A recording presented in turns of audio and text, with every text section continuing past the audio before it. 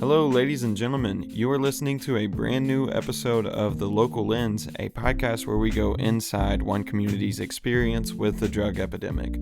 We are coming to you from Stanton, Kentucky, nestled at the foothills of Appalachia.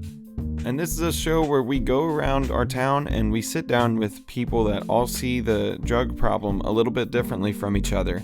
So once we gather all the perspectives that are looking at the drug epidemic from all these different angles, we hope to be able to see it better and understand what we're facing a little bit better.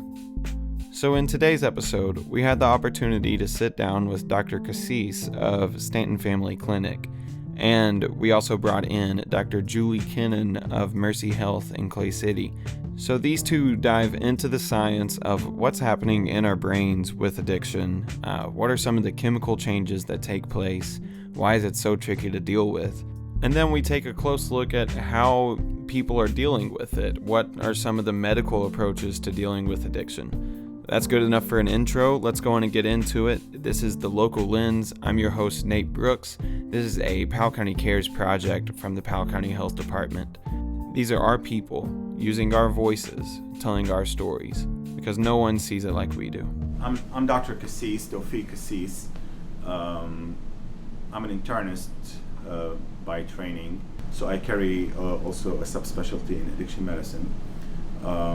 I have been practicing in central and eastern Kentucky for the last 20 years. In Powell County itself, in Stanton, we've been here for about 2016. And Dr. Kassis is a part of the team at Stanton Family Clinic. So you started in internal medicine, and was there one experience that really led to getting more into addiction treatment? Yes. Well, I don't know if it's one experience. It's more than one. It's just, and basically, I was fresh coming out of school. You get always taught not to prescribe too many opioids and controlled substance and stuff like that. And then I noticed that there's a lot of demand in the area. Patients are coming up with all kind of sometimes minor injuries, and demanding that they want to take some kind of painkiller. So that made me just look into it more, like what's going on, and study it more, read about it. I was resisting the idea of prescribing unless it is a very clear, legitimate reason.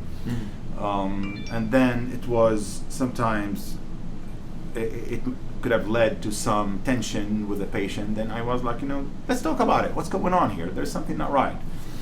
So Stanton Family Clinic is a bit of a one-stop provider, making it very convenient for the patients who are using their recovery programs. We treat the patient as a whole. So we are the primary care provider for the patient, but at the same time, we can treat them for addiction if they have it. So we can address the patient's entire need, from diabetes, high blood pressure, to addiction. Do you find that to open up the door to let people trust you guys more with that, or how's that worked out for you guys? A lot of patients, they come and they're open about it to start with. We still occasionally, you may have a patient that comes and doesn't want to talk about it, or saying that they have chronic pain and they lost their bottle or something like that. And what I try to do is I just tell them that, listen, you probably lost your bottle and probably your story is true, but if you have an addiction problem, I want you to be upfront and tell me about it. I'm not here to judge you. We're gonna just treat you as a patient, and if this is the problem, go ahead and tell me about it, because I can help you. But you'll be surprised, the patients that basically they would pause, think about it after I tell them this, and they'll change their story and they'll say, you know what? Okay, I think I have a problem. that's where it starts. And usually we work with them, and a lot of them will change their mind and change their life. All right, folks, it's time to strap in. We're about to talk about some hard science. Dr. Kassis walks us through exactly what's happening in your brain with addiction. And to help out, we brought on Dr. Julie Kennon from Mercy Health in Clay City. So we're about to go over some very thick and dense material, but there are really three main points that I want you to come away with. The big picture is that opiates cause an irregulation in the brain, and that irregulation is very hard to fix and takes time to fix. It's so hard, in fact, that treatment is often necessary. So let's get back to these doctors and have them break it down for us. When a patient is dependent on opiates, whatever it is, heroin, Percocet, methadone, all those are opioid, okay? So when you get addicted to them, it changes the brain chemistry. Basically, most drugs interfere with the chemical called dopamine in the brain that basically give that pleasure feeling and euphoria. So here's Dr. Kennon to help expand on that. So dopamine is a neurotransmitter in your brain, which is one of the chemicals that makes your brain function. So those chemicals need to be there to help your brain work, just like insulin needs to come from your pancreas to help your sugar stay low. Okay. So the dopamine is what I call those is feel-good hormones. Some drugs can release more dopamine. Some other drugs can stop the dopamine from going away. So the dopamine interplays with these crazy things called neuroreceptors, and Dr. Kennon's going to unfold that for us. So I explain neuroreceptors to people. I grew up in the 80s, so it's kind of like a Pac-Man. The Pac-Man eats the ghosts. So the ghosts are your feel-good hormones, okay? So you've got these receptors that are sitting out there, and you've got all around the cell, you have these receptors sitting out there. And if your feel-good hormones come close, they grab it. So what we don't want to happen is we don't want all of that to be eaten up. You know, we want that floating around to make you feel better. And so the receptors are important for balancing how much of the feel-good hormone, like the dopamine, is out in the system versus what's getting used up. So there is one specific receptor that's getting abused by opioids, and that's the mu receptor. M as in mother, U, mu receptor. And so the mu receptor is one of those things in your brain that gives you pleasure. Okay. And so when that is over occupied by a drug and then you stop it, you have no pleasure. And so the mu receptor being essentially abused by the drug then makes it not correctly work when you try to come off the drugs. When those brain receptors are not occupied by some form of opioid, patients start having physical withdrawal, which is the nausea, vomiting, body aches, all that. This is the physical. And then it runs into also psychological withdrawal. And so withdrawal from opioid is not only acute, which is usually the first few days, last few days to a week, where you have the physical acute, the very bad part of it, where you are sick, aching, vomiting, diarrhea, all that, which is that's one big reason why patients continue to use, because some people, I mean, they're not enjoying their habit anymore. Just they don't want to go through that. It's very painful. But when this is over, then you go into what is called the subacute phase of the withdrawal. Okay. And that may last for weeks to months. Fatigue, no energy, not feeling well, some depression, some change in body temperature, even the heart rate. That is another reason for patients to relapse. They just don't feel normal. I mean, there is a lot of patients that basically they take the opiate, the main reason they tell you, because so I can get my energy. I cannot get out of the bed. So this is basically when a patient develop the dependency and the addiction. So once these changes are made, it's no easy fix to get back to where your body's supposed to be. I mean, this is let me just be clear about something here. What I'm saying is not my own belief or own ideas only. I mean, this is not from my thoughts. Yeah. This is science. Yeah. So you are like approved by boards to be really good at this. This is what the book says. So this is not my opinion that you like it or don't like it. This is what the science says. And if you don't believe in science, that's a different story. But science and medicine, studies, research, all that showed that only less than 15% of patients with opioid use disorder, addiction, whatever you want to call it, can stay abstinent for 12 months. So let's look again at what he just said. After developing an opiate addiction, 85% of people cannot just stop using and stay clean for a year, because there is actually a chemical gap left in your brain. It's a dysregulation that happens, and all of that related to the drug stuff means that it just, without the drug, you feel bad. Yeah. Okay.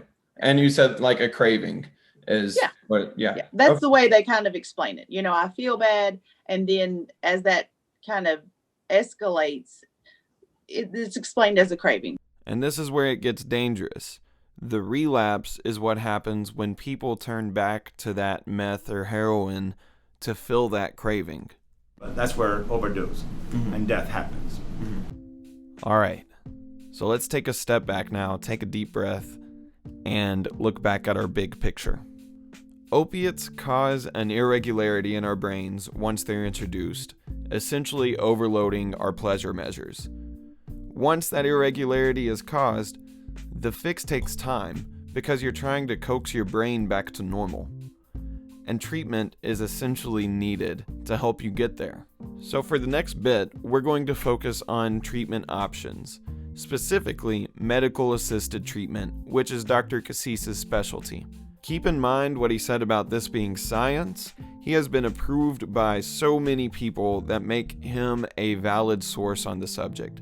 But it's also important to remember that this is not the only treatment program. This is just the one that Dr. Kassis uses for his patients, and he's been seeing good results from doing this treatment. So the music's about to do a really hard cut, and we're going to get right back into the episode. Here we go. Studies at this time support that patients go onto what we call the MAT, and That's medical assisted treatment? Exactly. Okay, yeah. Medical assisted treatment, which could be treated by methadone or buprenorphine. So for the next bit, we're going to focus on buprenorphine, which is an opioid replacement.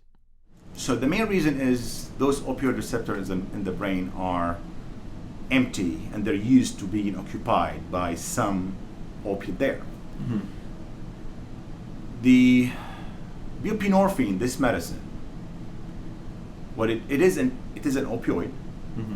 Okay. And it is very long acting. And that just means that the medicine lasts a really long time. So it is very long acting to the point where patients don't develop withdrawal easily if they, let's say, skip a day or don't take it on time. And that would decrease basically a lot of their symptoms and craving because it is long acting. The second thing about it attaches to the brain receptor very strongly, that you cannot easily replace it, take it out. To the point even it can pull out anything else that is there. So if somebody, let's say, has heroin in the receptors or methadone, whatever, already inside the receptors, and you give them buprenorphine will pull those medication out. Okay. to get in and make him, at the beginning, make him sick, because buprenorphine does not have the same opioid effect as the others. And so the opiate effect means that what he was referring to is that you're not getting that euphoria, you're not getting that true opiate strength from the, even though that's what it's doing, it's attaching, and it is still an opiate, but it attaches hard and doesn't have the strength of the heroin. So it fills the receptors, yes, but it doesn't give the same effect.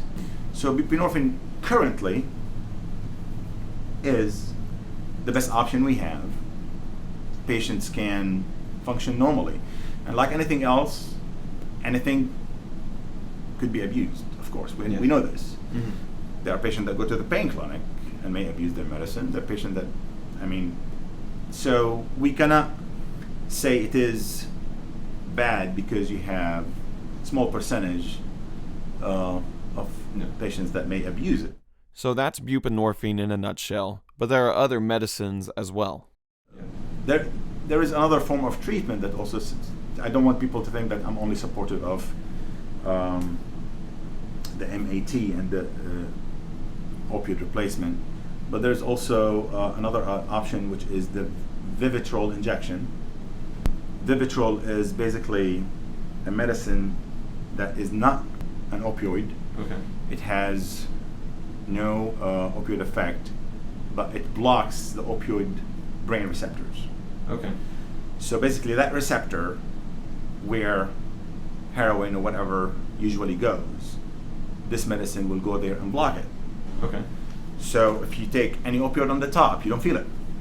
Okay. If you need surgery, you need pain medicine, it won't work. That's it. It's blocked. It is an injection once a month. It is a decent treatment. Mm-hmm. I mean, we do recommend it to patients. Mm-hmm. The problem with it,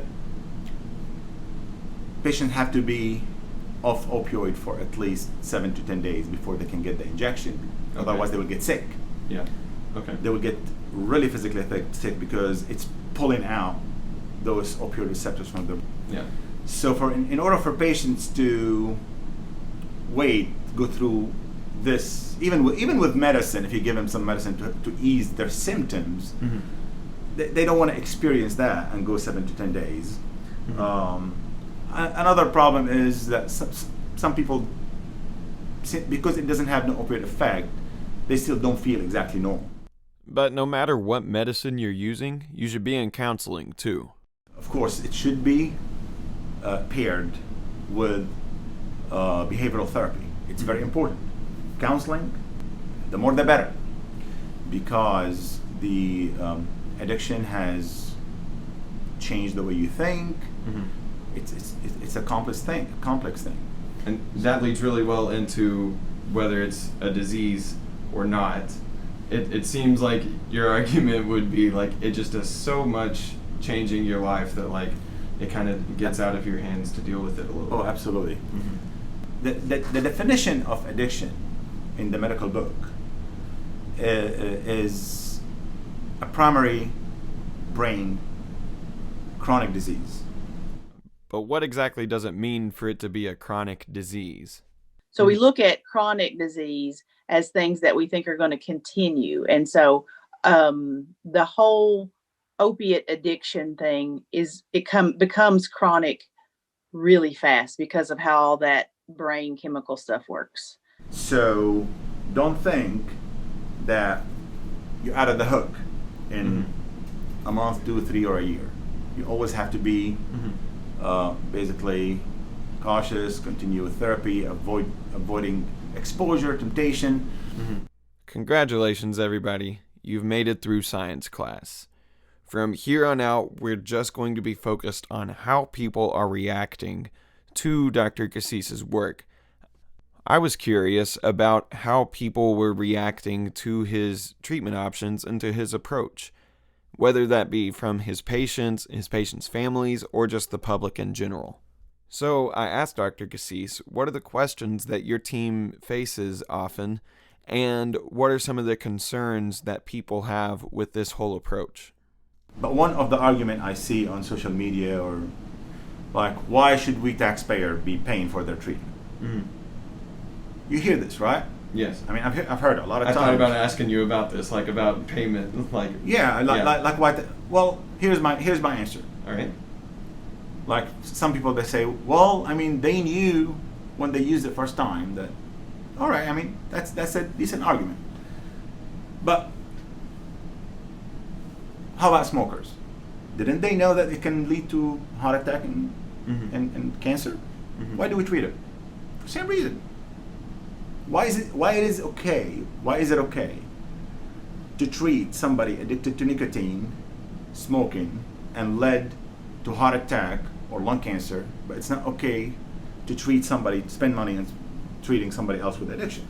And if you're asking me, I think that is a great point. So another question he gets a lot is, how long do these treatment programs last? It's a chronic disease, so there's no answer how long. I mean, the recommendation is long enough till they feel comfortable that they can wean off it if they want. Okay? If the patient is taking it right, they're not abusing it, and they take just their dose, and it helps them to function normal, go back to school or to work, have a normal family life, why do you care how fast you need to get them off it? Yeah. Let them slowly, as comfortably as they could, wean slowly with the help of a physician and supervision. And anytime you feel that there is a risk of relapse, change the course. So my last big question, and maybe the most important one, is the treatment successful? What are the results usually like? Well, it depends on how do you define successful and success. Yeah, some people are doing great and they are abstinent. I mean, they haven't used any relapse. They haven't had any relapse. But occasionally you may have a relapse every now and then. And in addiction, we say relapse is part of addiction, part of treatment. And if somebody is with a seizure and they used to have 6 seizures a year, and you were able to cut their seizure with medicine from 6 to 2 a year or 1 a year, that's a success. Same thing with addiction. Okay. Our goal, our hope, that it is 0 relapse. But a relapse does not mean failure. Okay? Yes. This is a disease. So he relates it to the experience of quitting smoking. Smokers, basically, that's a nicotine addiction, okay? So patients who quit smoking, I mean, they can relapse anytime in life, right? I mean, there's a lot of smokers that basically, you know, probably you heard of how hard it is for patients to quit smoking, right? Well, I mean, so what do you think about heroin then here? Be pretty tough. Okay. And a good point he makes is that our society needs to support this treatment just like they do for nicotine addiction. We need to basically remove that stigma. And how do you see we go about doing that? Education. Okay. Educating the public, explaining why, how does it work, how does the medicine function, why it is important, showing the science, the evidence-based medicine, and when the public sees the results, they become supportive. I mean, I cannot tell you the times that I had patients that they told me at the beginning that their family was opposing the idea. And when they saw the result, how it changed their life, they're back to work or school or whatever it is, they became supportive of it. I have told patients in the past, you know what? Especially at the beginning of the course of the disease, where if they tell me that my dad or my husband or my wife is against the idea, I told him, why don't you bring him with you next time? Invite him here. Let me meet him. Mm-hmm. I mean, let him see what we do. Mm-hmm. Let me explain to them why I think this is important. Mm-hmm. And sometimes they came in and we sat down and we talked about it like this, and it changed their perspective completely. Mm-hmm. Most patients with addiction, they're not enjoying it. They hate it. Nobody wanted to be an addict. Nobody was born and wanted to be an addict. There are too many factors. Mental illness, bipolar, schizophrenia, depression, anxiety, ADHD, all that can lead to addiction by self-medicating yourself to try to fit in, to try to decrease your symptoms. Without knowing, next thing you know, you're addicted to the substance. It could be also environmental. You're born in a family. I cannot tell you how often I see patients that basically their first substance was administered to them by a parent when they were 9 years old or 11 years old. You have a fever, here, take a pill. I mean, you know what? You cannot judge this person. Mm-hmm. Maybe if I was born in a family like this, maybe I would have been an addict. I don't know. Yeah. So sometimes it is. I mean, sometimes it might be the responsibility of the fault, if you will, of that person. Okay, Mm-hmm. I'm not saying it's all the time, Mm-hmm. but a lot of time, actually most of the times, it led to it. Could be after a surgery. Mm-hmm. You know, I mean, you were prescribed a large amount of painkillers. Mm-hmm. Next thing you know, after some time, you're getting basically dependent on it and hooked on it. There's genetic factor. Mm-hmm. Up to 40% of addiction is genetic. So I would just like to clarify that is up to 40% is genetic. Not necessarily 40%, but up to 40%. That's a very surprising statistic. So you're talking here about mental illness, environment, and genetics. We need to always keep in mind that many of these patients did not choose this, Mm-hmm. and they got trapped into it. Mm-hmm. And changing it takes time. It's not a moral weakness. Addiction is not a moral weakness. It is a disease. Mm-hmm. So Dr. Kassis leaves us with 3 incredible final thoughts. The other thing I want to say, that please remember that addiction is not a moral weakness. Seek help if you have any, if you're struggling with addiction. And please don't ever try methamphetamine. Don't try it. Don't try meth. Don't try it. Yeah. It is terrible. Yeah. And we're seeing a lot of it. Yeah. So that's all the time that we have today. I personally find Dr. Kassis's whole pitch and his approach to make a lot of sense. I think it's a very convincing argument for getting a lot of people on board with just getting behind and showing their support for this kind of treatment. Anyways, I would like to thank a few people. First of all, WSKV for broadcasting the show, and then the health department for making it possible for the show to even exist. But then also, most importantly, to Dr. Kassis and to Dr. Kennon for coming on, spending their time with us. It makes a big difference for us, and your knowledge is super, super valuable for us to hear. So thank you guys once again for tuning in today. This is your host, Nate Brooks, and this is The Local Lens.